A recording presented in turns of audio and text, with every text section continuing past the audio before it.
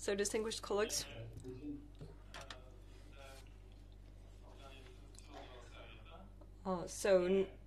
we are about to start the board session, and today we are going to consider the thesis of Ibrahim Mohammed Sharafeldin. The thesis is submitted for the academic degree of Candidate of Sciences in Physics and Mathematics. The specialization is Condensed metaphysics. The topic of the thesis is the effect of heterovalent doping on structure and photostimulated processes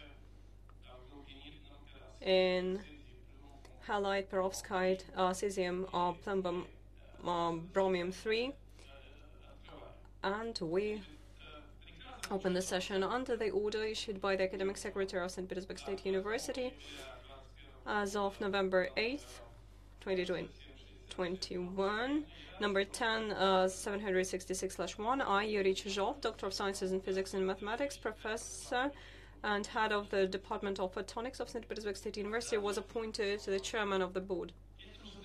The order also approved the members of the Board, and let me introduce them. Today they all are working remotely.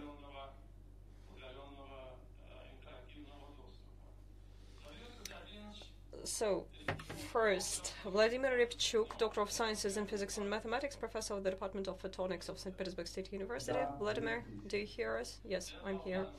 Then Detlef Bannemann, Doctor of Sciences in Physics and Mathematics, Professor, Head of the Laboratory of Photoactive Nanocomposite Materials of St. Petersburg State University, and Professor of Hanover Leibniz University from Germany. Here I am. Hi.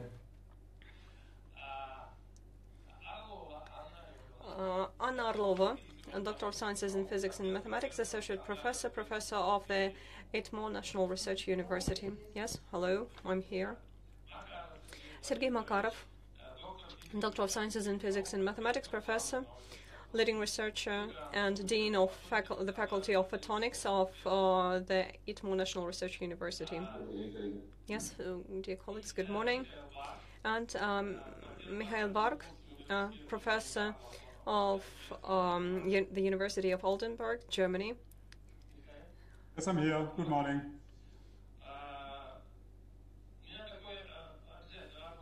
So I have a mandatory question.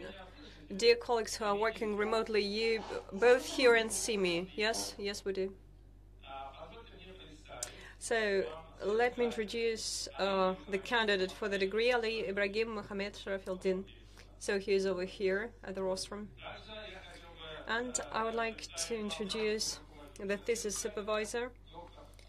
That's Doctor of Sciences in Physics and Mathematics, Professor of the Department of Photonics of St. Petersburg State University, Alexei Yemelin. And dear colleagues, in order to improve the quality of our connection, I would like to ask you, dear colleagues, to turn off the sound on your mobile phones and turn off your microphones. And don't forget to turn them on when I give you the floor. And I would like to inform you that the panel session of the Dissertation Board is being recorded and broadcast on the St. Petersburg State University website. And our session is also interpreted from Russian into English and vice versa.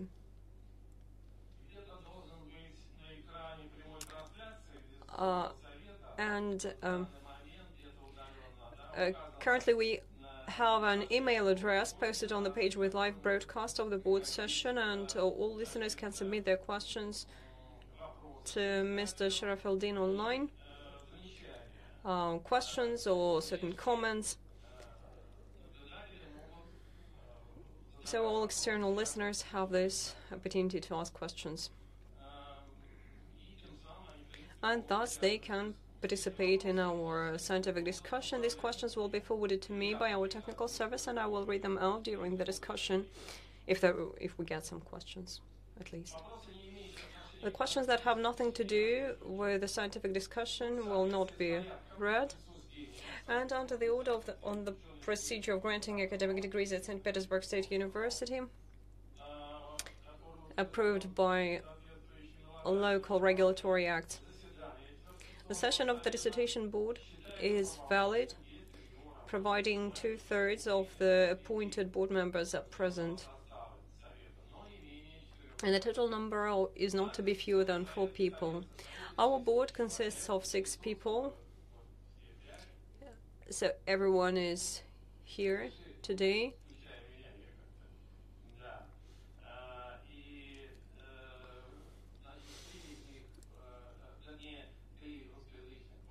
We have 3 Russian-speaking board members who are working remotely and 2 English-speaking board members who are working remotely as well, and we have multimedia connection with all of them, therefore we have the quorum. Therefore I kindly ask the secretary to fill out the attendance list.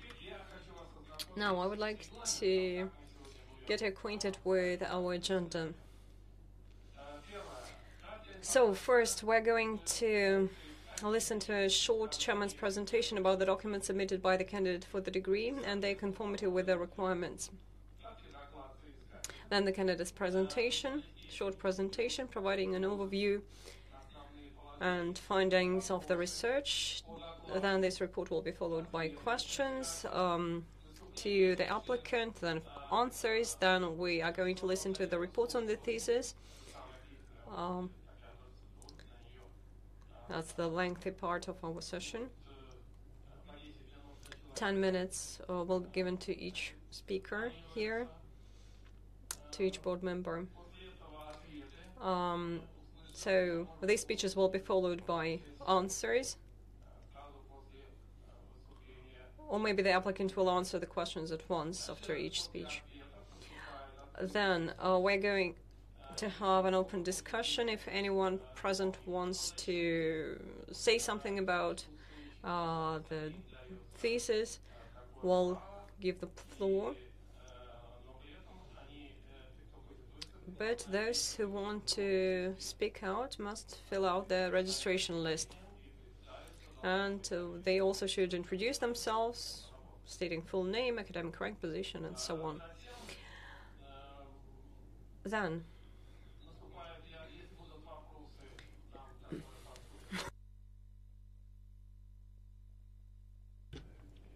Then if we get some external questions, I'll read them out, and they will be followed by answers. Then we are going to give the floor to the thesis supervisor. 3 minutes will be given to him.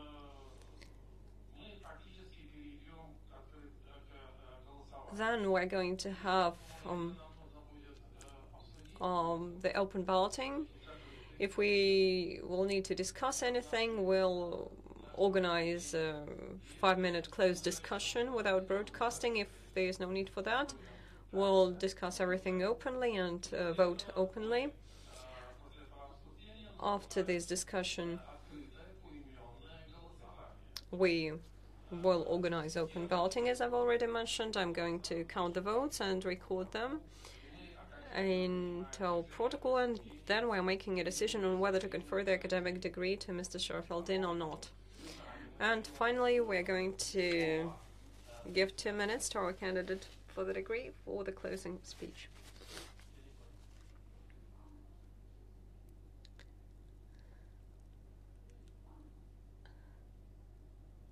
So we have problems with connection of Professor Bannerman. I beg your pardon, so I'm going to announce the first technical break. Unfortunately, we have to announce the first technical break because one of our board members is absent until Dr. Bannerman gets in touch.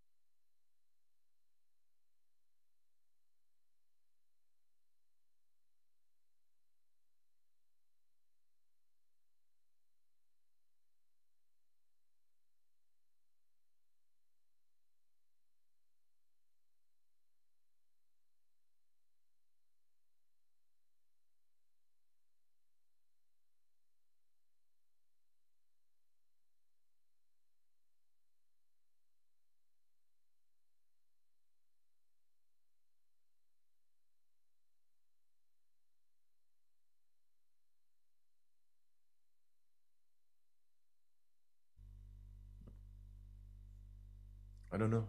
I don't know what happened, but hopefully you can hear me again.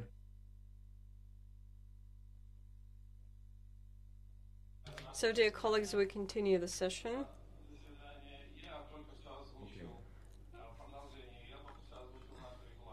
So I've just described our agenda. Do we have any objections? If there are any, please let me know. So it seems to me that there are no objections about our agenda. Therefore, let us start the session. So first comes the chairman's short presentation. A thesis by Ibrahim, Mohammed, Sharafeldin for the academic degree of Candidate of Sciences in Physics and Mathematics, specialization 138 Condensed Metaphysics, is titled The Effect of Heterovalent Doping on Structure and Photostimulated Processes in Cesium Plumbum Bromium 3 halide perovskite. The thesis was approved for the defense by the order of the Academic Secretary of St. Petersburg State University, issued on September 27, 2021. Ibrahim Mohammed Sharafeldin has prepared his thesis at St. Petersburg State University as a postgraduate student.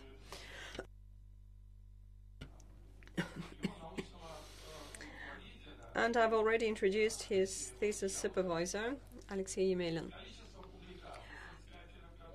Two publications describe the research findings.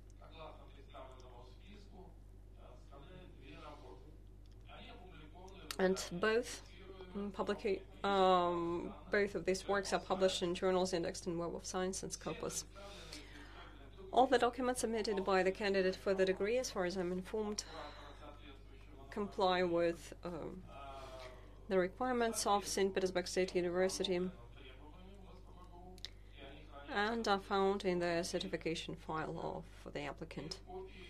And curator of the defense, member of the Department of Dissertation Board Support, has all the copies of these documents. And before I give the floor to our applicant, I would like to ask the members of the board, distinguished members of the board, do you have any general questions? Any general questions to the candidate for the degrees? They need to give the whole list of documents submitted by the candidate for the degree. No questions, no need for that. Okay, thank you. So, no general questions. Therefore, I would like to give the floor to our applicant, Ali Sharafeldin. So, please, Ali, you have the floor. Ali is going to deliver his report in the English language. Therefore, please take the earphones if you need them. Dear Chairman and the members of Council, let me present the results of my thesis work for the degree of Candidate of Physical Mathematical Science on the topic Effect of Heterovalent Doping on Structure and Photostimulated Processes in Cesium-lead bromine halide perovskite. This work aims to study the effect of heterovalent doping by silver and bismuth on the structural, optical, and photostimulated defect formation on cesium-lead bromine perovskite and their exciting photoluminescence.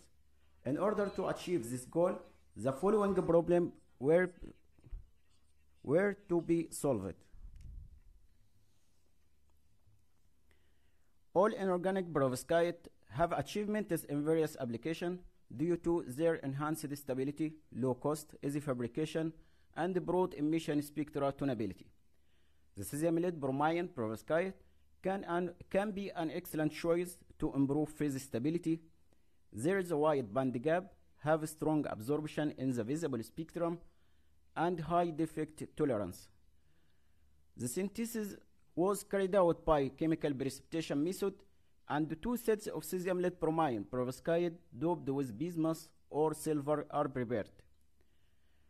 The perovskite formation was confirmed by XRD and SEM analysis for provide structural information and phase composition.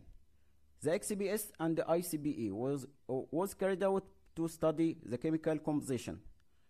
Diffuse reflectance spectroscopy is the primary method for studying photostimulated physical and chemical processes in non-transparent solid.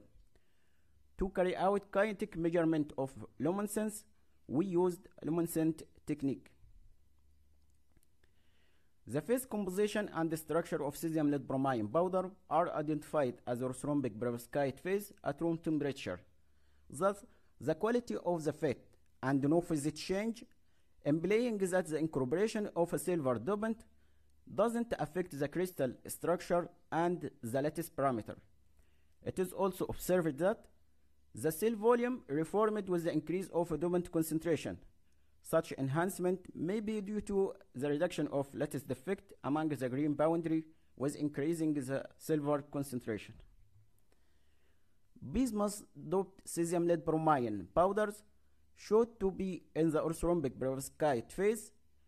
There were slight differences in the position of the diffraction peaks with increasing bismuth concentration relative to pristine perovskite, with preserving the structural properties of the host perovskite. This could be attributed to the fact that the insertion of bismuth into the unit cell of cesium lead bromine perovskite causes an expansion of the cell volume and thus makes the shift in plane positions. The differences in the cell volume can also attribute to the difference in the ionic radii and charges of bismuth +3 and lead +2, and thus increase the crystal defects. The binding energies determined the cesium, lead, brom, and silver signals. This results demonstrated the presence of silver ions within the perovskite and enhanced their intensity with increased concentration. And the same images confirm the presence of perovskite elements in the sample examined and show silver mapping in the doped samples. The particle size distribution is quite large, ranging from 4 to 20 microns. High-resolution XPS spectra were then analyzed to identify bismuth signals. It can also be seen that the samples show large distribution, with the particle shape have slightly changed with the occurrence of agglomerates without voids, and the particle size distribution is large, ranging from 3 to 18 micron. In general, there are two major mechanisms for photo-induced defect formation, characterizing whether the solid material is photoresistant or photosensitive. The first mechanism is typical for photoresistant solid and can be described by the following equation. Equation number 1 describes charge carrier trapping, and equation number 2 reflects recombination processes. The kinetic of photo-induced defect formation obeys an exponential dependence, which is typical for photoresistant, and the saturation level of photocoloration is given by equation 4. In contrast, photosensitive solids are characterized by the formation of new defect resulting from electronic excitation energy dissipation in the regular crystal lattice. That's led to linear dependence of photocoloration versus time of radiation. Thus, in the simplified case, a difference between two mechanisms and therefore between photoresistant and photosensitive character of perovskites can be distinguished by kinetics of photo-induced defect formation, exponential versus linear. The silver doping doesn't affect the fundamental light absorption of cesium lead bromine, and it doesn't change the optical band gap widths around 2.26 electron volt, assuming direct band-to-band transition. At the same time, the doping of bismuth significantly extends the spectral absorption region caused partially by the formation of defect states. Kinetics of photocoloration process recorded for two wavelengths, 560 nanometer and 650 nanometer. We choose these wavelengths due to the spectral features are observed for the peaks at these wavelengths. The samples were exposed to radiation at 436 nanometer for 90 minutes. The photo-induced defects demonstrate broad absorption spectra indicating wide spectral and energy distribution of various defect states within the band gap of cesium lead bromine. And the kinetic of photo-induced defects under irradiation exhibits exponential growth. In other words, pristine cesium lead bromine perovskite demonstrates under irradiation a behavior which is typical for photoresistant solids. Photo-induced defects in bismuth-doped cesium lead bromine show a spectral response at longer wavelengths compared to pure perovskite. The kinetics of photo-induced defect formation for all bismuth-doped samples exhibits rather complex behavior and can be described as a rapid increase in defect absorption followed by its rapid decline and then reaching plateau at longer irradiation times. As a result, the process of photo-induced defect formation has almost no effect on the absorption of exiting defect at shorter wavelengths, and weakly it changes the absorption at longer wavelengths. The photo-induced defects corresponding to plateau limits decays with the increase of a bismuth concentration in perovskite and becomes practically negligible at highest dopant concentration. The photostimulated defect formation process is not effective in bismuth-doped cesium lead bromine perovskite, which indicates their high photostability. Here we can see we can be seen that at the lowest silver concentration, the absorption spectra and the kinetic of photo-induced defect formation are quite similar to this observed for the pristine perovskite samples. However, with increasing dopant concentration, there is a spectral redistribution between the longer and shorter wavelengths region of the spectrum. Finally, at the highest silver concentration in perovskite, a strong domination of absorption at shorter wavelengths become evident. Moreover, the increase of silver concentration in cesium lead bromine also results in the change of the kinetic behavior in the spectral region at high wavelengths, from exponential growth, which is typical for photoresistant solid, to linear dependence that may indicate formation of new defects in crystal lattice and crystal structure as typical for photosensitive solids. Surprisingly, the spectral manifestation of the photo-induced absorption band in silver-doped cesium lead bromine looks very similar to the absorption band of the pre-exiting defects in bismuth-doped samples. That can be explained by the presence of the interstitial state of bromide anion, which compensates the excess positive charge of bismuth-doped samples open doping, and compensates the excess negative charge of silver-doped samples open photoirradiation. The initial absorption growth rate with increasing silver concentration confirms that silver doping leads to a significant redistribution of pre-exiting and hence photo-induced defects in perovskite. We also note that the initial absorption growth rate is very similar to the behavior of lattice volume with increasing silver concentration, where the alteration of the lattice volume reflects the regular bonding of silver with bromide. The silver cation in regular octahedral can also behave as a hole or exciton trap when a hole or hole component of exciton is localized at the nearest bromide anions. That is like as the lattice is ready to form defects from this alteration. So this alteration means that the defects can be created. The maximum of photoluminescence band of the pristine cesium lead bromine sample is located at 2.31 electron volt, and the photo irradiation of halide perovskite results in the decay of the excitonic emission band of photoluminescence, which recorded at liquid nitrogen. And the kinetic of luminescence decay with a radiation time obeys a single exponential decay dependence.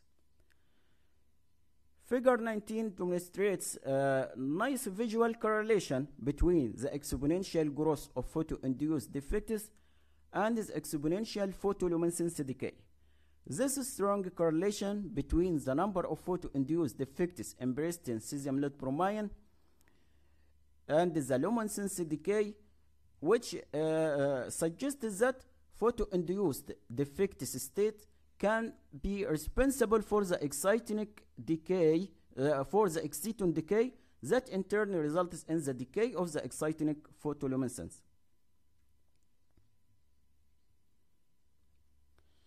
The excitonic photoluminescence spectra reflects a decay of the excitonic photoluminescence with the increase of a bismuth concentration, and a good correlation between the absorption of the intrinsic defects induced by bismuth doping and the luminescence intensity, similar to what is observed for photo-induced defect in pristine halide perovskite. It indicates the similarity of the role played by photo-induced defects and intrinsic defects induced by bismuth doping, resulting in the excitonic photoluminescence decay. So, the luminescence is already significantly quenched in bismuth-doped halide perovskite before photoirradiation. And as we can see in figure 21, additional luminescence quenching caused by photoirradiation, which is negligibly small compared to the effect of bismuth doping. Thus, one may conclude that intrinsic defects induced by bismuth doping play a dominating role in the luminescence quenching compared to photo-induced defects in bismuth-doped halide perovskite. Finally, luminescence spectral analysis shows that silver doping doesn't change both maximum position and intensity of the luminescence band. Photoirradiation of a silver-doped cesium lead bromine results in the decay of the excitonic emission band of photoluminescence in the manner similar to what is observed for pristine and bismuth-doped halide perovskite. The luminescence decay kinetics for silver-doped cesium lead bromine is changed from a single exponential decay for the lower dopant concentration and becomes double exponential decay at higher dopant concentration. Thus, one may conclude that, similarly to pristine perovskite, a luminescence decay caused by photoirradiation in silver-doped halide perovskite results from formation of photo-induced defect defects. The correlation between the absorption of photo-induced defects and the luminescence intensity confirms that photo-induced defects formed during photoirradiation are responsible for the excitonic luminescence decay. Statement is heterovalent doping of cesium lead bromine halide perovskite results in the lattice distortion dependent on the type and concentration of the dopants. Heterovalent dopant cation leads to stabilization of the intrinsic compensating defects, which type and their spectral and energy distribution are determined by the type and concentration of the dopants. Characteristics and mechanism of photo-induced defect formation depend on the type and concentration of heterovalent dopants. Mechanism of the excitonic photoluminescence quenching are determined by the type and concentration of the intrinsic defects. Correlation between structure parameter and efficiency of photostimulated defect formation and the excitonic photoluminescence band characteristics. On the topic of the dissertation, 10 works were published, include 4 articles. All articles have been published in scientific journal indexed by Web of Science and Scopus database. Thank you for your attention. Спасибо за такой хороший доклад. Thank you very much for the brilliant report. Now, according to our agenda, we may give some time to questions on the report, if there are any. Just on the report. Does anyone wish to ask something? Anything? No one. Okay. So, in this case, we are going to listen to the reviews submitted by our board members. So I would like to remind you that you can answer the questions after each review. I believe that's the most expedient option, not to forget anything.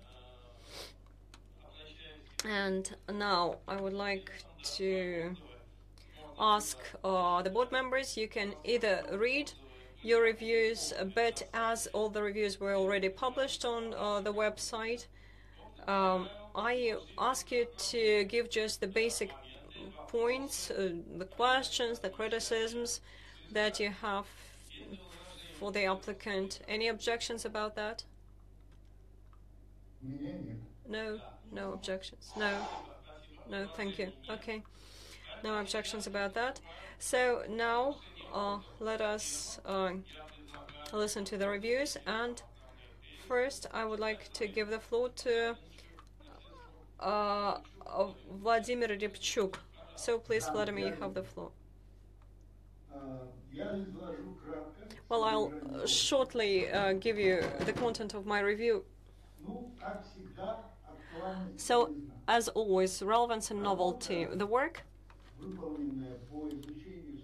was done on studying of the characteristics of halide peroxides cannot be anything but relevant. And I would like to emphasize the novelty and relevance of the work of our applicant. So, first of all, this novelty is in the systemic approach of the impact of heterovalent doping on structure and optical and luminescence characteristics of perovskites. The second peculiarity is the study of photostimulated defect formation in these objects and their role and effect on the optic characteristics of perovskites. So that is quite novel because we don't have a lot of such works among those that are dedicated to the study of perovskites. And the systemic approach is also found in the fact that the author worked with samples that had admixtures that provided concentration lines, well-organized concentration lines, and that's the peculiarity, that's what makes this work different. So that's the advantage of this thesis, and this adds up to the relevance of this thesis. Now, a few words about the structure. 138 pages, a large review, 165 entries among the quotations, and 127 recently published works among the literature sources, so that emphasizes the novelty and relevance of the work as well. Now, the structure is quite classical. We have an introduction, literature review, and I won't dwell upon the literature review in details, though I liked it. And there are some general provisions there, and there are some peculiarities associated with the topic of the work directly. Now we also have a description of the experimental component. Everything is done quite well here. And I would like to particularly mention quite useful approach here, that's synthesis that is performed quite well, and characterization of samples and their structural peculiarities, optic characteristics that define the general success of this work. So I believe that's an integral part of the study. So it's a characterization, but it's really full, detailed. It's done in our resource. It was done at our resource centers, and it is well presented, well analyzed. And in other chapters, the author continuously refers to it. Now, other chapters are dedicated to the study of the effect of photostimulated defect formation. That's chapter 4. And to the study of the impact of photostimulated defect formation on luminescence characteristics. And here I would like to mention, and by the way, it emphasizes the importance of this work, because it is aimed at the study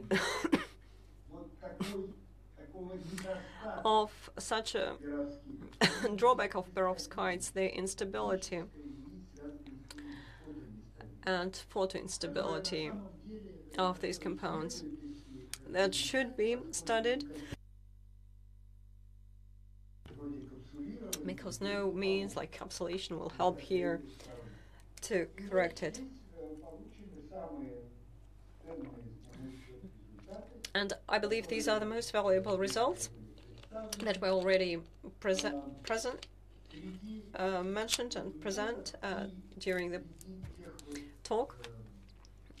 Among those results and ideas that the author developed, I would like to particularly mention the provision on the opportunity of exciton decay on defects, similarly to how it happens in the classical objects of photo-unstable materials like alkaline metal halides.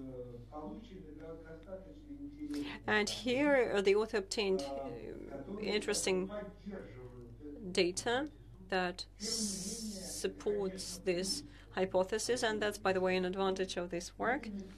But here, still, I had two general questions that I'm going to ask.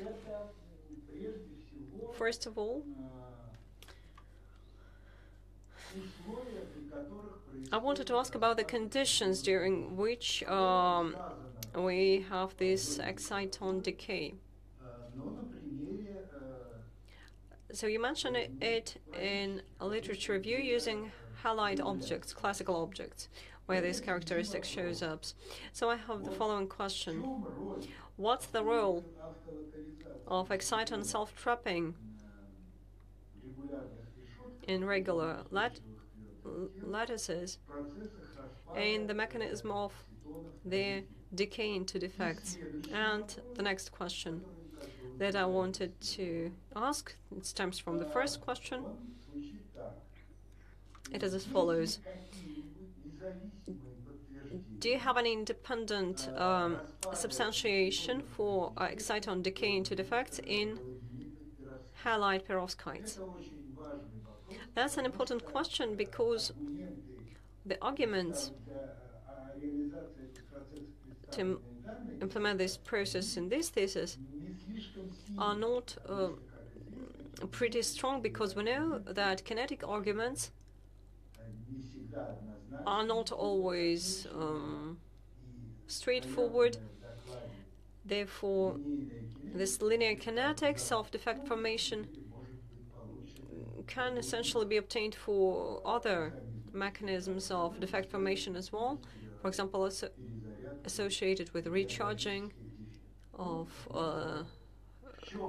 defects. So, what's the role of exciton self-trapping in the mechanism of their decay into defects? That's the first question. And are there some independent data on the effect of exciton self-trapping in the lattices of 4 known halide perovskites? However, all that I've mentioned above are advantages. The main disadvantage, from my point of view, is the style and language of the thesis, and the report that we've heard creates a very good impression, and it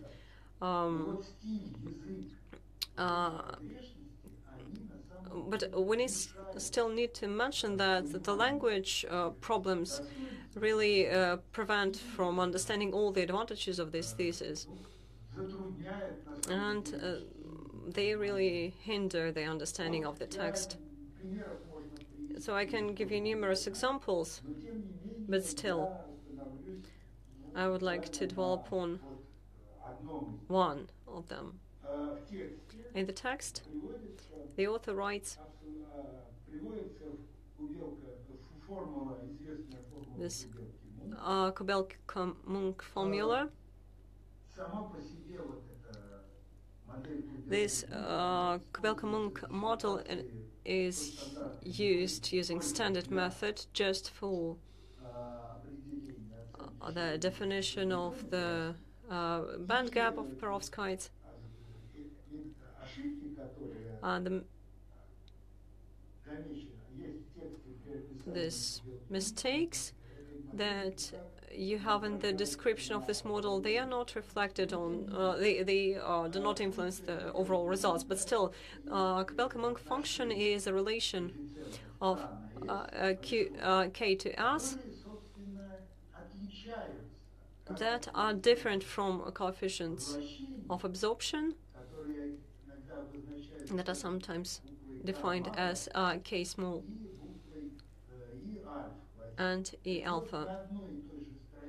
And on a single page, this function is represented with all the three K variants.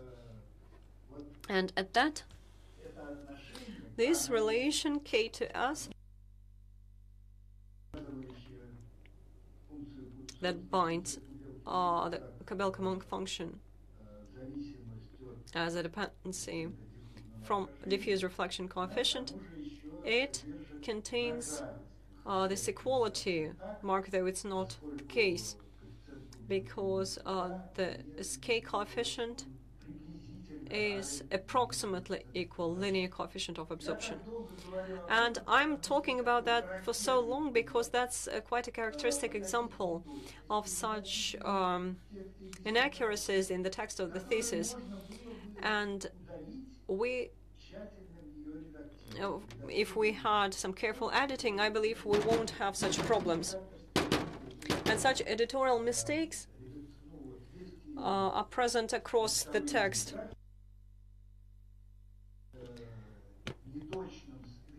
And there are some inconsistencies in the quotation of the literature. And, for example, there are some inaccuracies with references with to some of the links. And still, I want to wish the author to draw attention not just to the content of the text, not just to the text content, and to the form of the text as well in his future work. So that's it. And finalizing my speech,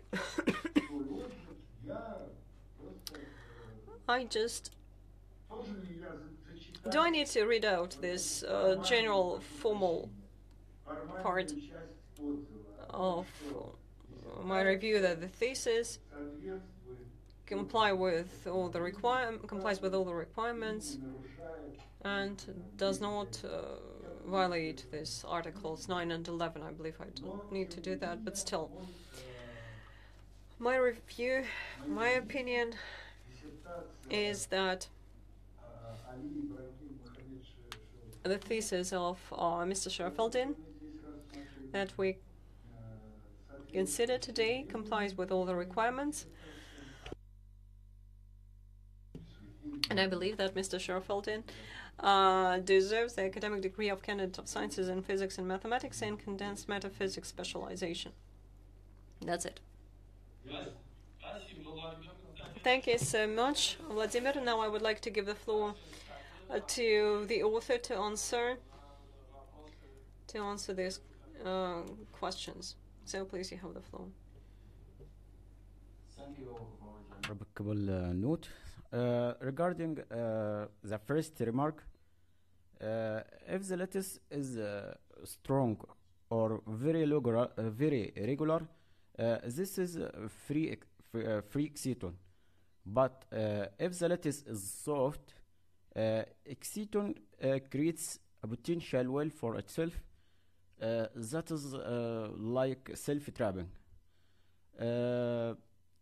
For the three necessary conditions for the localization for this mechanisms. The first condition, possibility of exciton self-trap at the regular sites. That provides a condition for localization of the excitation. Condition number 2, lifetime of self-trapping exciton must be longer than a period of lattice vibration. That provides a condition for exciton energy released during atomic vibration in the lattice.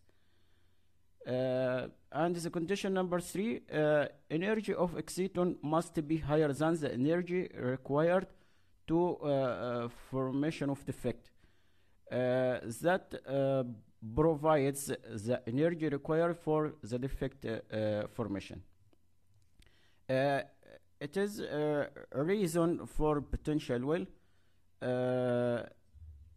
just free exciton and strong lattice. If the lattice is soft crystal, a small deviation of the regular position, it can create potential well, and exciton can be localized. So these conditions are acceptable for the soft lattice. Regarding the second remark, yes, the phenomena of exciton self-trap is particularly common in metal halide perovskite, and particularly manifests itself as a shift between exciton absorption and luminescence. Thank you. Спасибо. Владимир Константинович, как вас? Thank you, Vladimir. Are you satisfied with the answers? Yes, I am, indeed.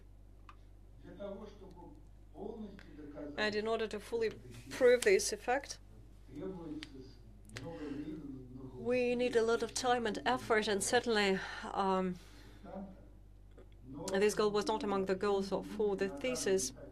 And at the current stage of study, I believe we can assess this data, these results, as positive. And, well, still I'm satisfied with the answer, so he mentioned everything. Yes, thank you.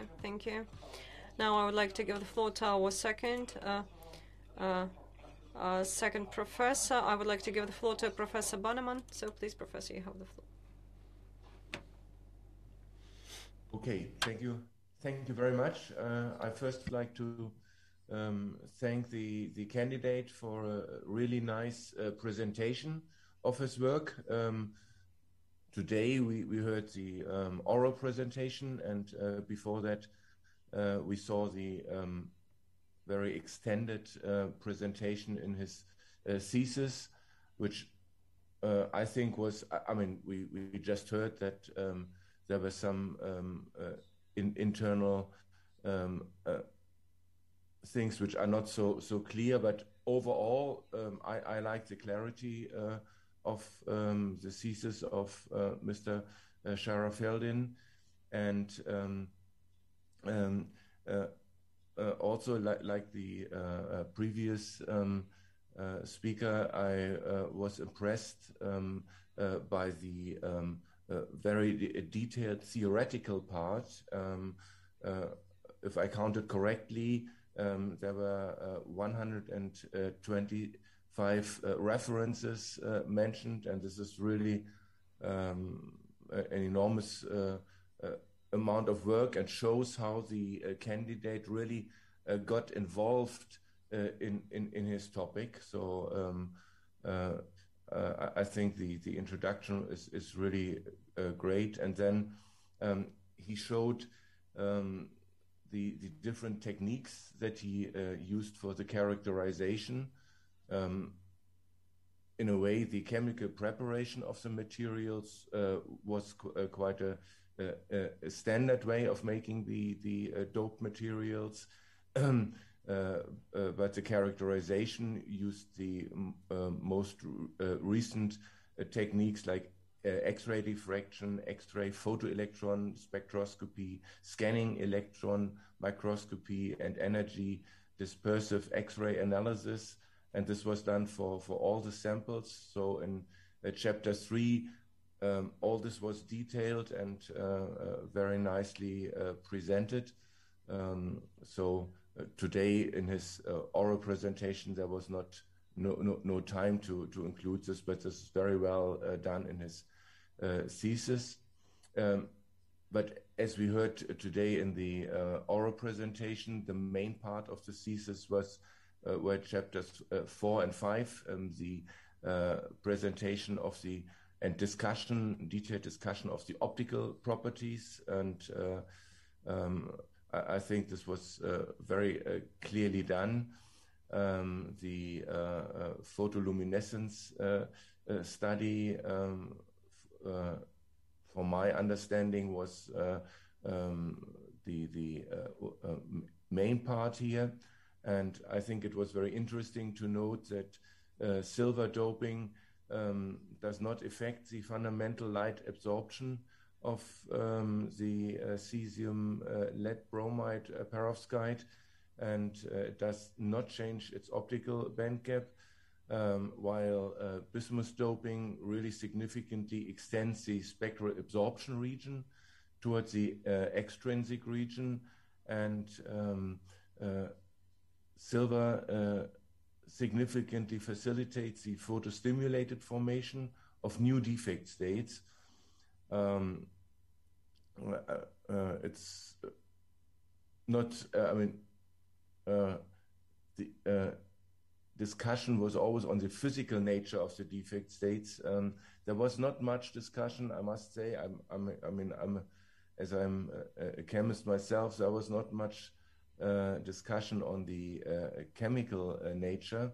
So one of my questions to the candidate would be, can we say something about the chemical stability from what we learned from the detailed studies of the optical stability? So is there any correlation between optical stability and chemical stability?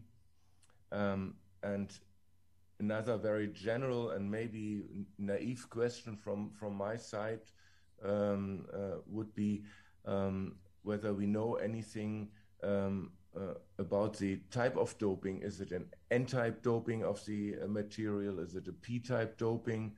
Or is the word doping just used to say, okay, we include material in here, rather than saying anything about the detailed position of the doping ions within the energy band gap?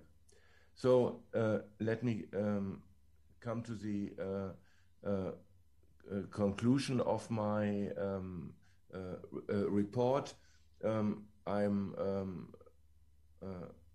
very pleased about this thesis and about the fact that important parts have already been published in really very good papers in peer-reviewed scientific journals. And so there were 4 papers already published by Mr. Sharafeldin, and he also presented his work in various conferences. This shows, and including the presentation today, this shows how well he is really behind this interesting work.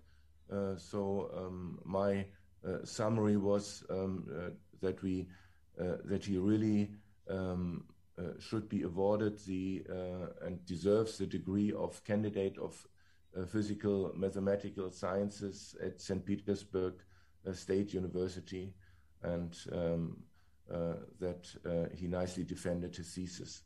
Thank you very much.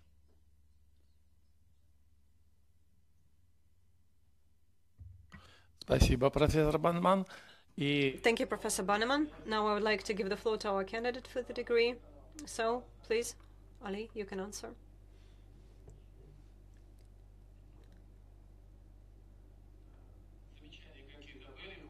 So, were there any comments, any remarks?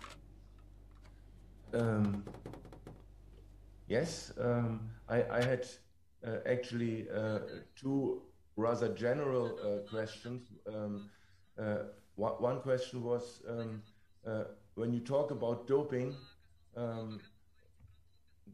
do you refer to the classical picture of semiconductor doping that we talk about N-type doping or P-type doping, or are you just using doping as to say inclusion of material into the matrix? And my second question that I had was, it is well known that one of the problems of perovskites is their chemical instability. You studied the optical stability in great detail. Can you say something about, is there any correlation between optical and chemical stability? These were the two, as I said, more general questions.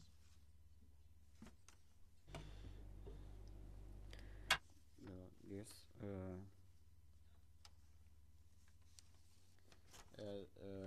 Thank you, Professor Penniman. For doping, the more classical, the silver, the doping of bismuth and silver, different concentration and different type. For this, the aim of the work study the effect of heterovalent doping on the optical and structure of cesium lead bromine perovskite. We choose the lead position to substitution for silver and different, where the silver is with ionic radii being very close to lead in size, and has caused minimum lattice distortion. Despite the structural stability of cesium lead bromine compound, the doping with the silver in the lead position in octahedral leads to excess of negative charge, and it change the lattice structure and alteration of the cell volume. Also, the effect of structure of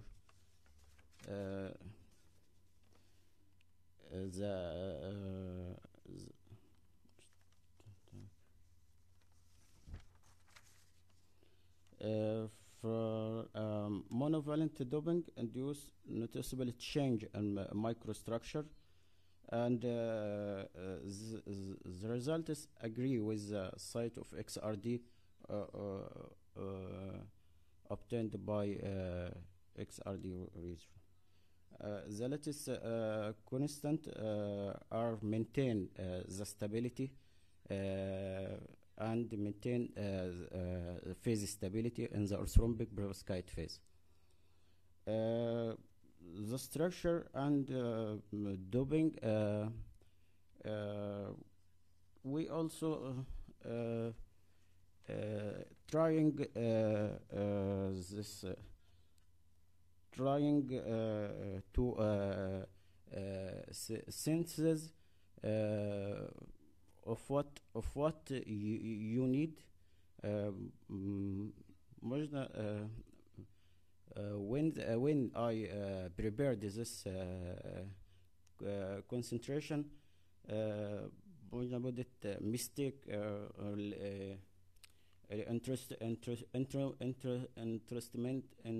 instrument problem with regard to the dependence of optical and structure of doping doesn't include the results. Thank you. Thank you very much. Спасибо. Профессор Детлов. Yes? Professor Banneman, okay, thank you. Hi, thank you. Okay, our next speaker is Professor Wark. Professor, you have the floor, please. Okay, thank you very much. Да, большое спасибо. Большое спасибо. Thank you also to Dr. Sharafeldin, or И Mr. также Sharafeldin, хотел бы поблагодарить господина Шарафельдина за выступление по данной теме. And I like to add maybe to the Я бы хотел of the first reviews that I'm also liked добавить thesis very much. пару слов и рассказать о том, что мне действительно тоже понравилась данная диссертация. Как вот и профессор Баннеман и предыдущий коллега подчеркнул, очень хорошая физическая составляющая. Была касательно интерпретация допированной структуры и дефектов, которые образовывались. Также согласен с тем, что химического описания, конечно, химическое описание тоже хотелось бы подчеркнуть. Конечно, его немножко не хватает в тексте, но в целом интерпретация достаточно хорошая результатов. Также, что чего мне не хватило немножко, это может обсуждение результатов в секции литературного обзора. Там достаточно хороший summary в главе 1.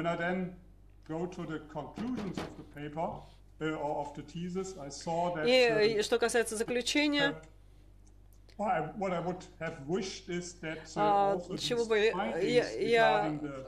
чтобы я хотел отметить, что вот эти вот результаты, что вот эти изменения в экситонах, их было бы интересно сравнить с другими типами допирования, если бы это было возможно. И таким образом мы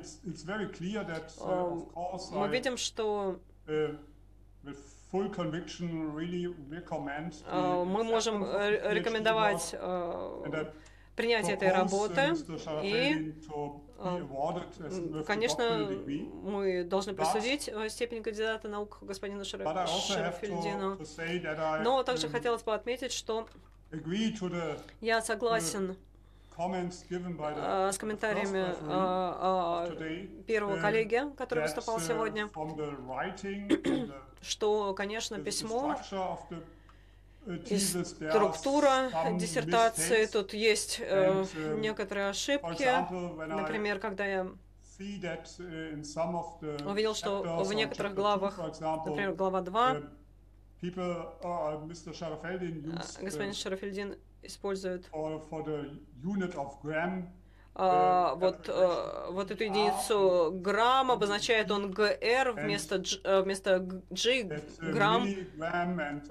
Там также были комментарии относительно использования большой М для миллиграмма, комментарии для дециметра тоже, обозначение. То есть, на мой взгляд, можно запросто перепутать, запутаться в этой системе, в этой системе аббревиатуры. Также, конечно, надо было это все перепроверить четко до публикации диссертации.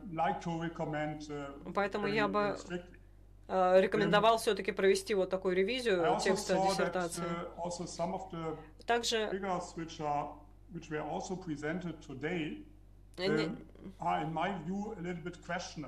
некоторые моменты можно прокомментировать, например, 3.9, 3.10 рисунки в диссертации. Ну, можно задать вопрос, действительно ли они, действительно ли надо было, действительно ли можно привязать вот эти все точки, измеренные точки, если там прямая связь измеренных вот этих точек на рисунках. То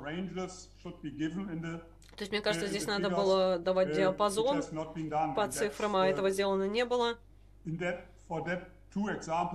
Это вот два примера, про которые я мог бы спросить, но, как мы знаем, интерпретация результата все равно корректна. И также хотелось бы задать два вопроса, которые у меня есть к кандидату.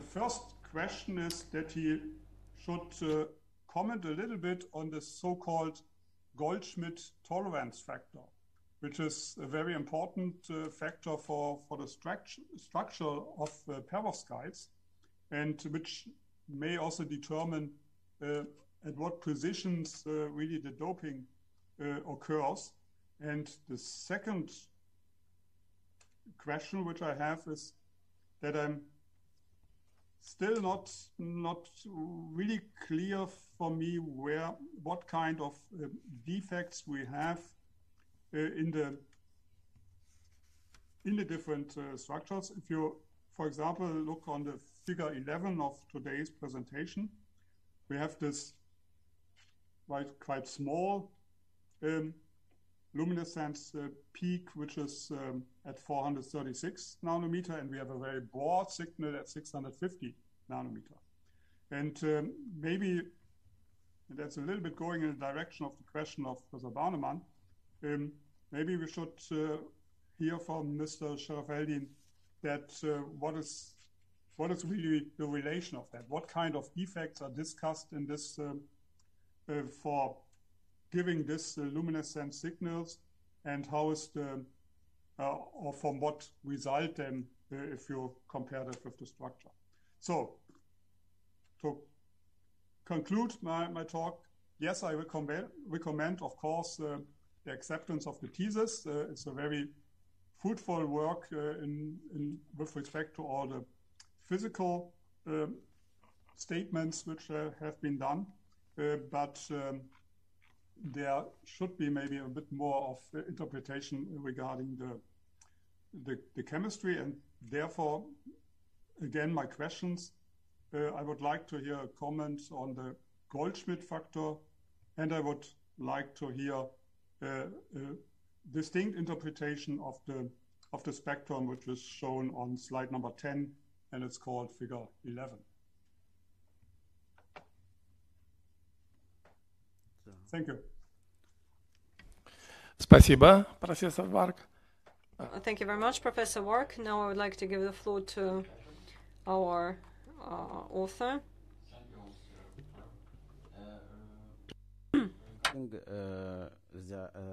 The first remark, this method was initially used for perovskite, but the tolerance factor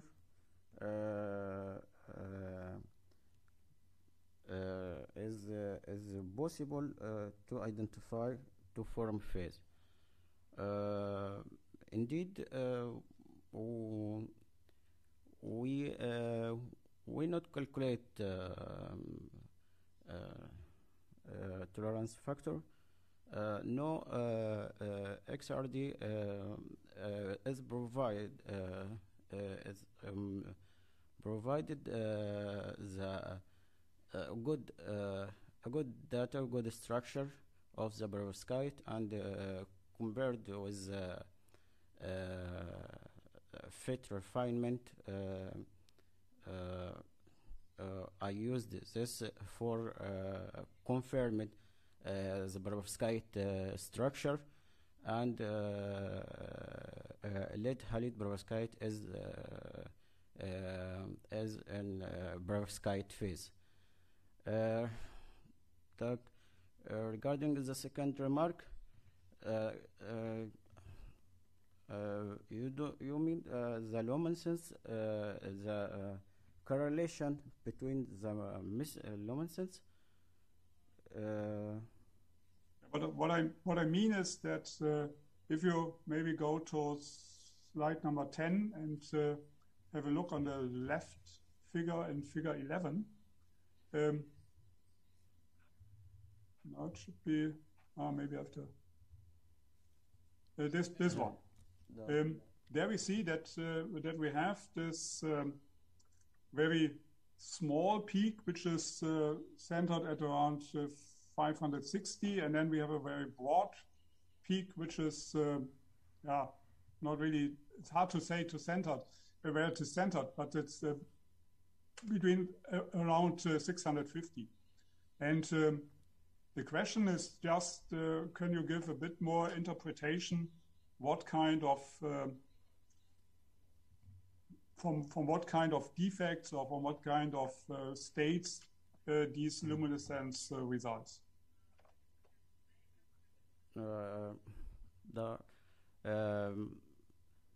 We choose these wavelengths depending on the peaks of this spectra, and as we can show, we seen in photo-induced absorption of bismuth doped perovskite, the spectral manifestation observed at longer radiation time for the longer wavelengths, and in silver doped observed for the shorter radiation time. The dependence of these wavelengths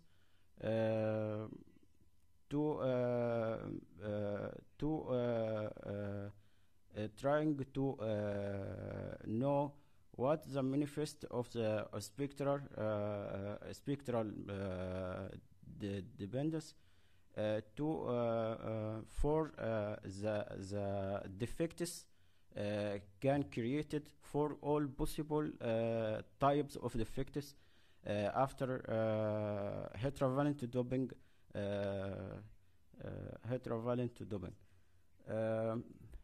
The photo-induced defects in this figure manifestation broad absorption spectra, indicating wide spectral and energy distribution of various defect state within the band gap of cesium lead bromide.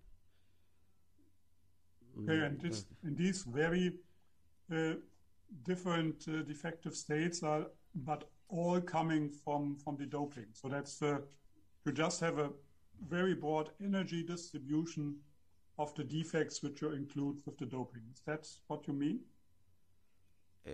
Yeah, this effect for irradiation, after irradiation,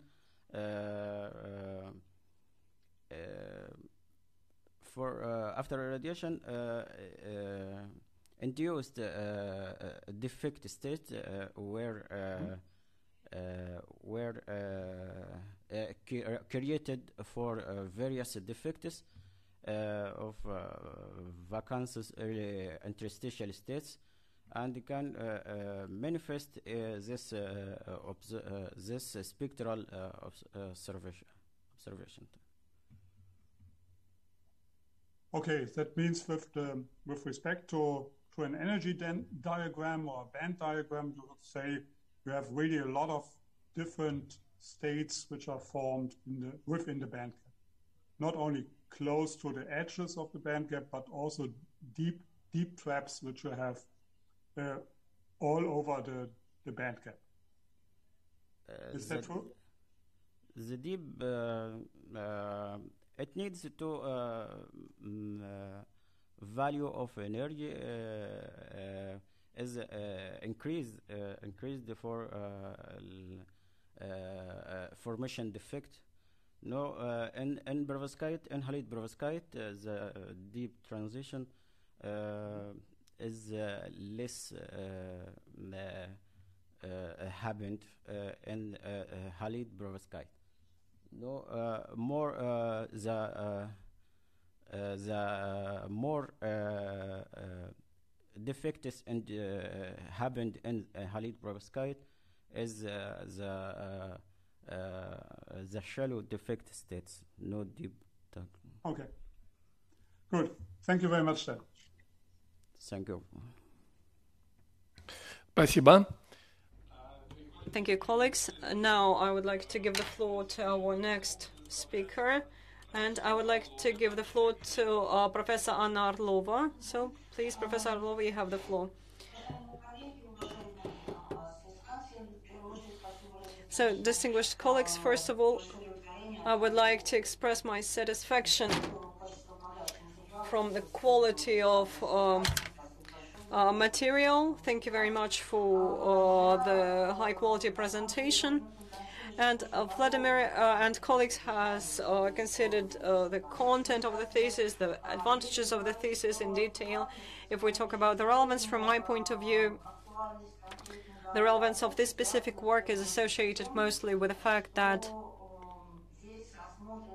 here we see the consideration of approaches. How can we introduce additional ions and introduce additional impact to master optic characteristics and energy characteristics of perovskite? And I believe this field is quite relevant. It is quite fascinating and comprehensive. And in this work, we've seen a lot of experimental and theoretical studies in order to demonstrate it all in details, in order to support the results that the author obtained. If we talk about the advantages, certainly the literature review is performed in full, and it was mentioned several times now. Let me switch to the general criticisms. One of them was just discussed. It was associated with the same figure, therefore I won't read it out once again. But as for the remarks, as for the essential remarks that were reflected, so I've seen this material in the presentation, by the way, and here I'm talking about figures. That's slide 17, figure 21. You give a spectra of luminescence that were registered at different exposition of light. And if we analyze the data that you show on the figure, we see that we have a shift of luminescence to higher energies. Can you please explain this shift? The next remark, I haven't heard it in the presentation, but it's very interesting to say that indeed in the work you show it on experimental data that when we see the doping with silver ions, it leads to photostimulation of new defect states. And it's really interesting whether you conducted attempts to assess the quantum yield of luminescence and kinetics of luminescence of perovskite samples doped with silver after you conducted long-term exposition with wavelength of 436 nanometers light. And I wanted to know whether you have had attempts to analyze the optic characteristics of these photostimulated defect states. For example, after the storage of samples for 24 hours or in dark conditions. So, were these optic characteristics there that were photo-induced, or was it a temporary event, and you see new defect states and then they fade away? These questions do not compromise the overall high quality of work. This work is really fascinating. It has a lot of novel results, and it seems to me that Mr. Sharafeldin deserves the degree of Candidate of Sciences in Physics and Mathematics and specialization Condensed Metaphysics. Thank you so much.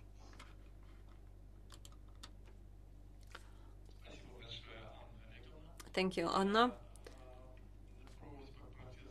I wanted to ask Professor Wark to turn on the camera, because according to the procedure we need to announce a technical break if one of the opponents turns the camera off. So we'll wait a bit for Professor Wark to return.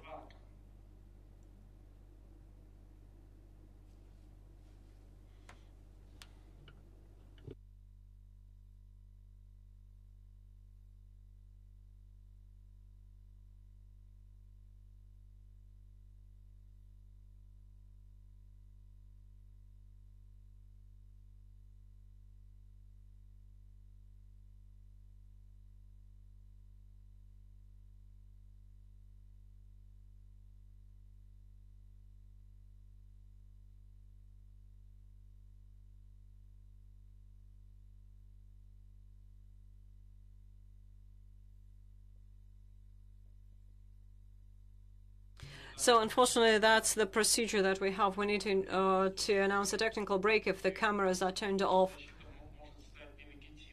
Otherwise, our defense procedure is not legitimate. So, dear colleagues, I announce the first technical break, the second technical break, until Professor Wark turns his camera on. If anyone has an opportunity to get in touch with Professor, I ask you to do that.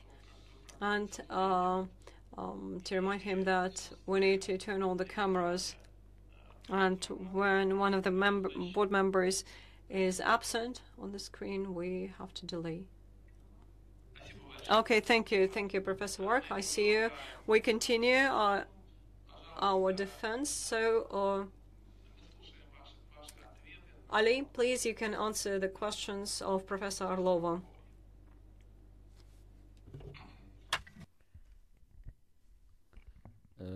Thank you for remarkable notes. Regarding the first remark, the crystallite size increase inducing a small amount of strain in powders. The strain associated with as prepared perovskite samples due to the lattice deformation was estimated by modified from of Williamson-Hall equation, where the crystallite size and the strain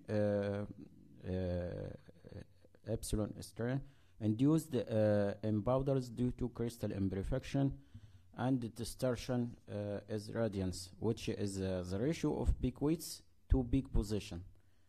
In powders, you usually use the crystallite size in nanometer unit, whereas the root mean strain often terms microstrain, or epsilon multiplied by 10 of 2 power minus 3.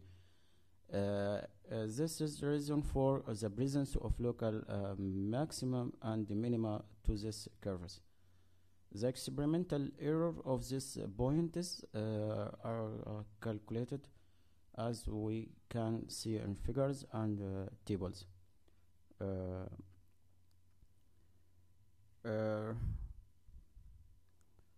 Regarding the second remark, since the photo-induced defects in bismuth doped cesium-lead halide perovskite show only a spectral response at longer wavelengths at 650 nanometer, and for silver-doped cesium-lead bromine samples show dominating of onset of the absorption at shorter wavelengths at 560 nanometer.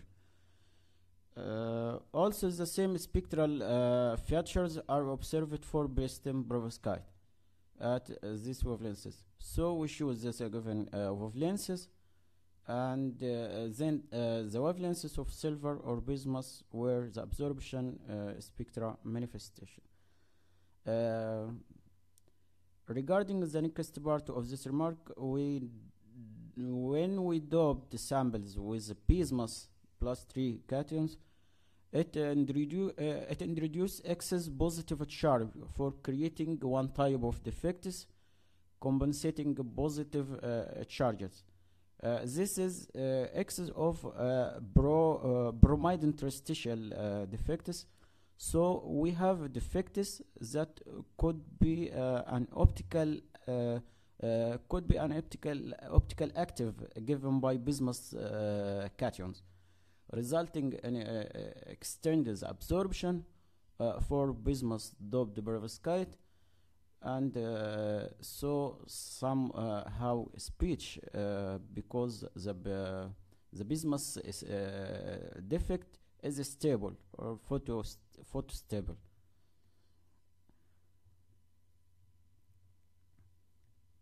Regarding the third remark, correlation between absorption of intrinsic defects induced by bismuth doping and the luminescence intensity. It indicates the similarity of the role played by photo-induced defects and intrinsic defects induced by bismuth doping, resulting in the excitonic photoluminescence decay. This correlation dependence for absorption, where the increase of bismuth concentration results in the observed strong absorption, and again reflects decay of the excitonic photoluminescence with the increase of bismuth concentration. The error of the luminescence data for this dependence is very small, and where the point of error is small for the size of the square point.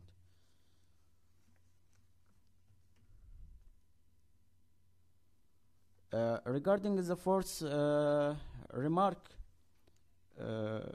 actually we don't know.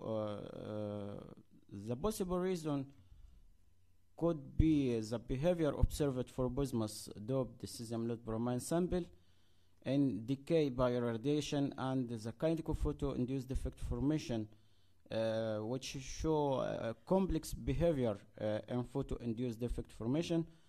So, based on some distribution of different defects, can cause a different position of the maximum, where the exciton cannot localize the electron close to some defects.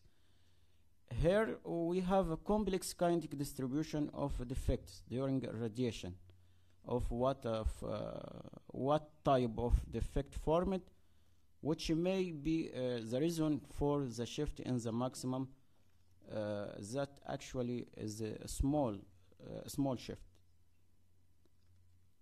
Regarding the fifth remark, thanks for this remarkable news. In our work, we didn't carry out this experiment. Thank you very much. Thank you so much. Thank you so much for the answer. I'm satisfied with the answers. Thank you so much for the detailed answer. Thank you very much, Professor, for the remarks. And our next speaker is Professor Makarov. Sergey, please, you have the floor. Distinguished colleagues, I hope you hear me. Overall, I would like to first of all mention that this work is dedicated to a very relevant and novel field of study, not just in contemporary material science, but also semiconductor physics, condensed state physics. So this study of optic characteristics, of defect characteristics of this material, halide perovskite, cesium plumb bromium 3. On the one hand, it seems that this study is focused on a single material, but here I would like to emphasize at once that the material is very important. The choice of material is important because nanolasers are based on this material that work in visible spectrum, and also this material is actively used to produce different photodetectors and equipment for X-ray radiation. And there are a lot of works of light diodes based on this material. A lot of works on cells. So this material is important from the point of view of absorption of radiation and transformation into current and vice versa.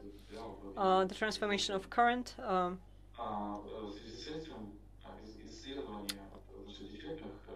And the study of defects here in this material, and also the ways of doping with different additional elements, is quite a relevant goal. And these works are of paramount importance if we want to continue producing new semiconductors. Therefore, due to the fact that this material is rather cost efficient and we can obtain it rather easily, so this work, I believe, is dedicated to is done in a very promising field. And overall, as for the work itself, a lot was mentioned by colleagues, and I would like to support the opinions of my colleagues that this work is done at a high level, and the author used a broad range of methods, experimental methods, that we use to study defects and characteristics of these materials. And the author managed to write a comprehensive study to detect the basic characteristics of materials, dependencies, trends, and the experimental data obtained compared with theoretical data. And the author also found a good correspondence between this data. As for specific results, indeed it's quite impressive that the author introduced silver ions, and it had no impact on photoluminescence characteristics. And the study of introduction of bismuth, on the other hand, was important because it led to significant quenching of exciton photoluminescence and to the shift of maximum position of the band to the position of higher energy. And I also wanted to mention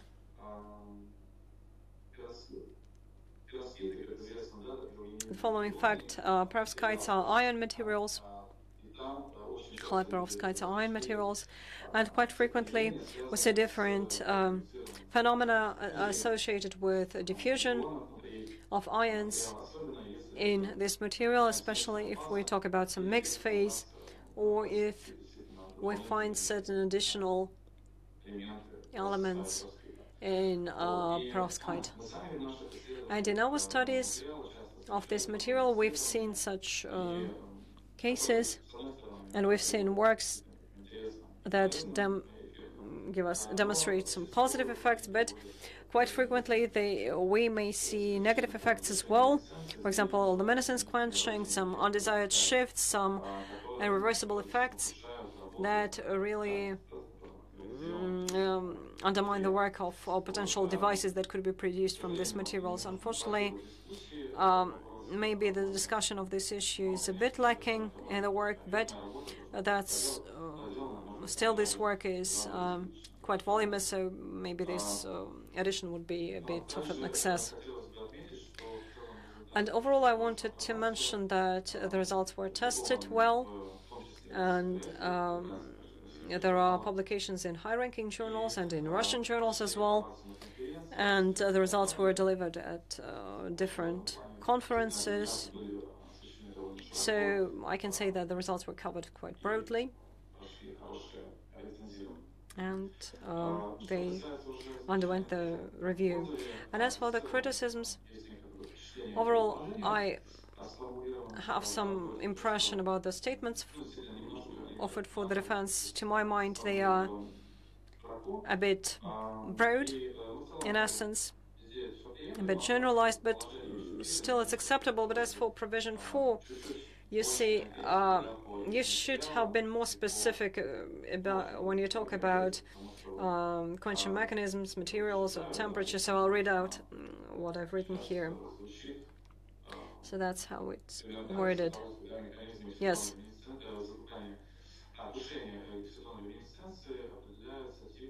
These mechanisms are defined by concentration of internal defects, so that's how you write it. That's a bit rough.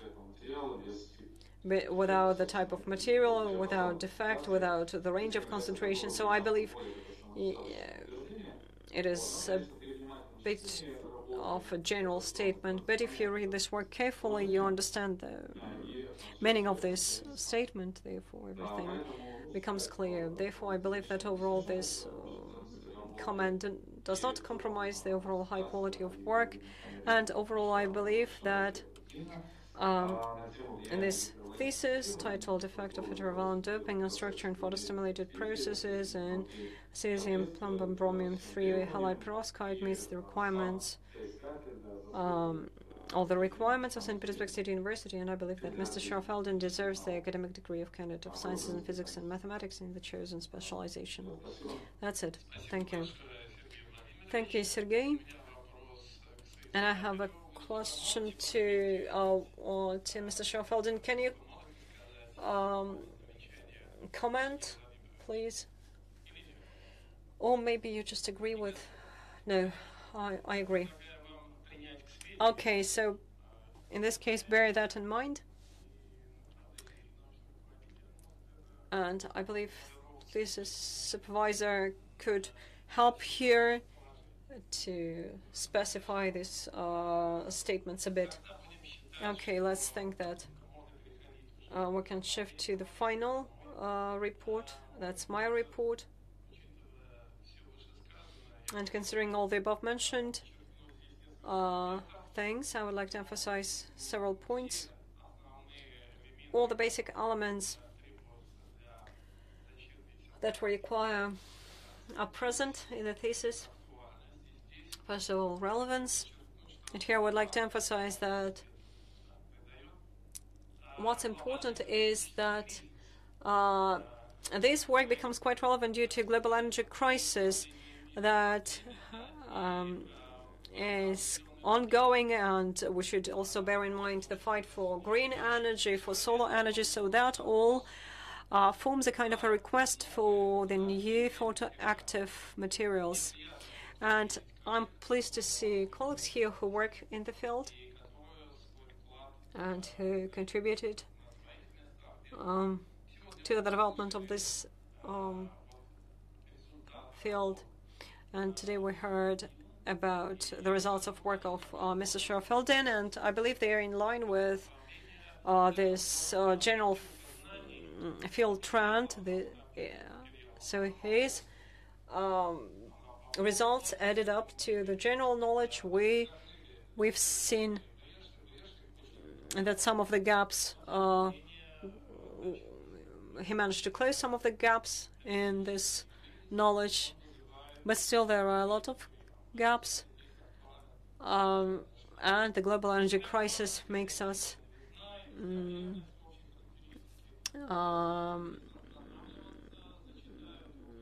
makes it mandatory to continue the studies. And now let me read out my final remarks. Well, as for this remarks, I see them worded here, but overall I wanted to say that the thesis is a finished study, quite relevant, with practical importance, practical values, and the results are novel. And also among the advantages we see the good logic and substantiation of conclusions, and the statements are substantiated and the results do not compromise and do not and the results do not contradict the already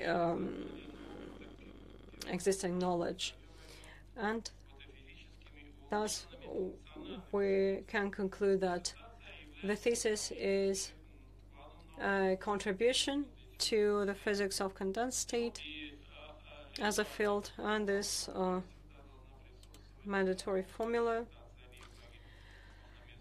sounds as follows. The thesis by Mr. Sharafeldin, titled The Effect on Heterovalent Doping on Structure in Photostimulated Processes and cesium-lead bromine-3 halide perovskite, meets the requirements of the order as of November 19th, 2021, number 11181/1 on the procedure of granting academic degrees at St. Petersburg State University.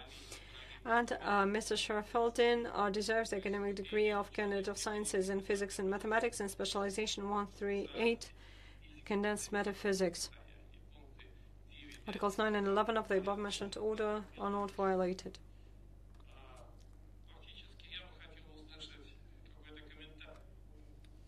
So I would like to solicit your opinion. Can you comment somehow? Yeah.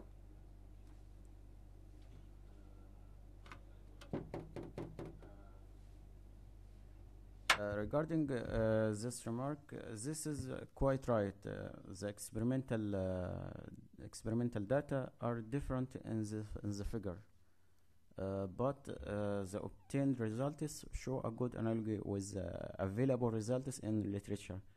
As stated in section 3.2.2, this is further evidence by the presence of two Bismuth 4F peaks at 163 and 158 electron volt, corresponding to Bismuth +3 cation.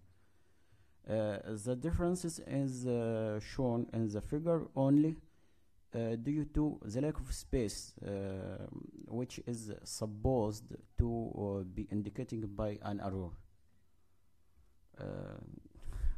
Sorry for this mistake, and thank you. Thank you. I'm satisfied. Okay, now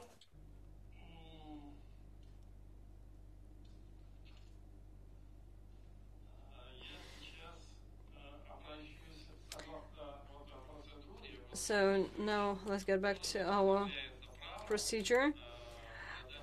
Anyone present here can ask a question, and if you're willing to make a comment, please let me know, and I'll give you the floor. And I also wanted to ask whether we had certain external questions from the listeners of our broadcast. Do we have any external questions? No, none. Okay. Okay, in this case, I would like to give the floor to the thesis supervisor. Professor Yemelin. So, Alexei, please, you have the floor. Distinguished colleagues, good afternoon once again. So, the results of work were presented. And as for the relevance and novelty, you've already mentioned a lot about it.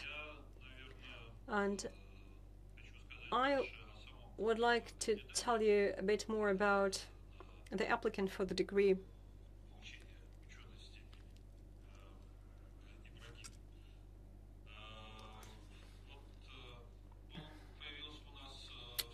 So he started working, he joined our PhD course at September 2017. And at that point, I can say that he was not familiar with photostimulated defect formation or with luminescence studies. And within these 4 years, he managed to master the experimental methods of study for these processes, and he also managed to understand at a pretty good level, to understand these mechanisms of these processes and to understand these fundamental reasons, and he managed to bring them together with the structure of materials. And in this regard, I cannot but mention that he demonstrated very good motivation, academic motivation, and work motivation, insistence, and perseverance.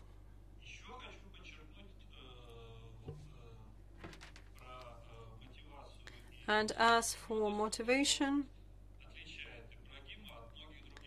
what makes Ibrahim different from other PhD students? From the very beginning, he had an aim to defend the thesis. And within all these 4 years, he showed it. He considered all the experiments from the point of view of what it gives, from the point of view of the thesis. And you see, Ibrahim decided what to choose here, unlike other PhD students that work quite well, publish good articles, but unfortunately never defend their thesis. So for all these 4 years, Ibrahim was aimed to defend his work. So he mastered all the methods, he understood all the processes, what actually happens, and this brought us to this point, to the defense of his thesis. And his positive characteristics really impressed me a lot, and you've seen the work yourself, and therefore it's hard for me to add up anything. I believe the work is pretty good as well. Thank you. Thank you, Professor Yemelin. We're already approaching these final stages of our agenda, and before I close the discussion, I need to ask the members of the board if there are any additional questions that you wanted to discuss.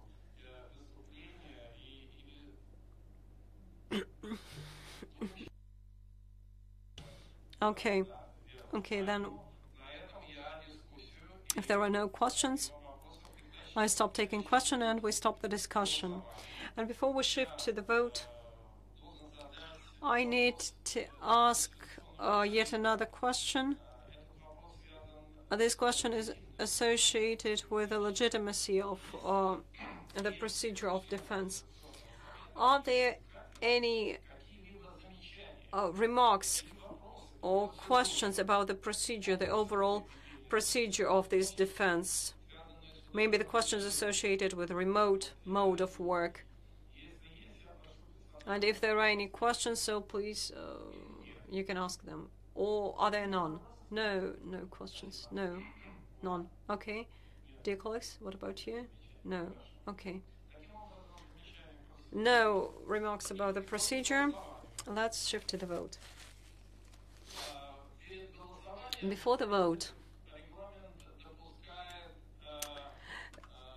before the vote, we can organize a technical break, local discussion of the results for the members of the board. Usually, we need this close discussion if the opinions differ, if we have some negative opinions. Therefore, sometimes we may need such a break for the close discussion. Do you think that we need such a break for discussion, or there's no need for that? No.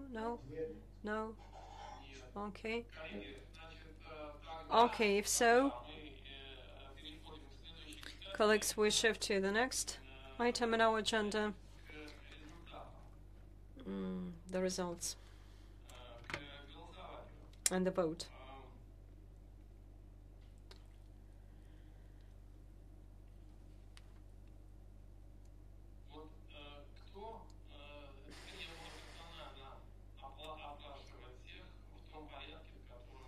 So now I'm going to ask you personally.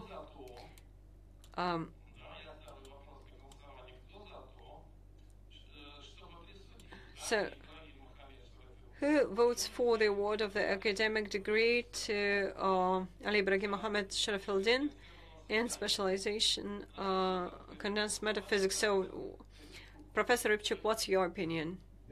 Yes, I vote for the award of the academic degree. Okay, got it. Professor Banneman, what's your opinion? Yes, I also vote in favor of this. Yes. Okay. Ваше мнение? За. Me too. I'm also in favor of awarding. Хорошо. Professor Arlova, what's your opinion? I also vote for the award of the academic degree. Professor Makarov? Yes, I also support this work. And I support this work as well. I would like to join in. And thus, dear colleagues, dear guests, out of the 6 members of the board, 6 voted for the award of the academic degree, no one voted against it, and no one abstained from the vote. Thus, I would like to announce our decision. We award the academic degree of candidate of sciences in physics and mathematics in specialization condensed metaphysics to Ibrahim Mohammed Sharafeldin. So we made this decision unanimously. And now I would like to give the floor to Ibrahim for the finalizing remarks. So please, you have the floor. Dear members of the Dissertation Council, let me thank you for this opportunity to present my research work and for the valuable scientific discussion. All the questions and comments I will certainly take into account and include them in my future research. I would also like to thank the Department of Photonics at St. Petersburg State University for giving me the opportunity to define my thesis. I am also very grateful to my scientific supervisor, Alexey Vladimirovich Melin. Thank you so much for guiding and supporting me throughout these years. Without you, this thesis would have never been written. Many thanks for all members of the Dissertation Council. I am grateful to all professors of the Department of Photonics of St. Petersburg State University, and especially to the head of the department, Professor Chigov, for the knowledge and support they provide throughout the training at the department. Finally, I would like to thank you, my family, my wife and the kids, and my friends for support and patience. Thank you very much. Спасибо большое. Thank you so much, and I congratulate you on this defense, on the award of the academic degree, and I hope that in sunny Egypt you will continue to spread the word to spread this knowledge that you obtained at our university, and I hope that we'll continue our cooperation. And I would like to express my gratitude to all the board members for their work, for their time, for participating in this process, and I'm really pleased to see you all, and I hope that we'll see you in future as well. So if anyone wants to congratulate Mohammed, if anyone wants to congratulate our author, you can do that as well. So at this, I would like to close our session, and I thank you all for taking part in it, and please turn off the broadcast.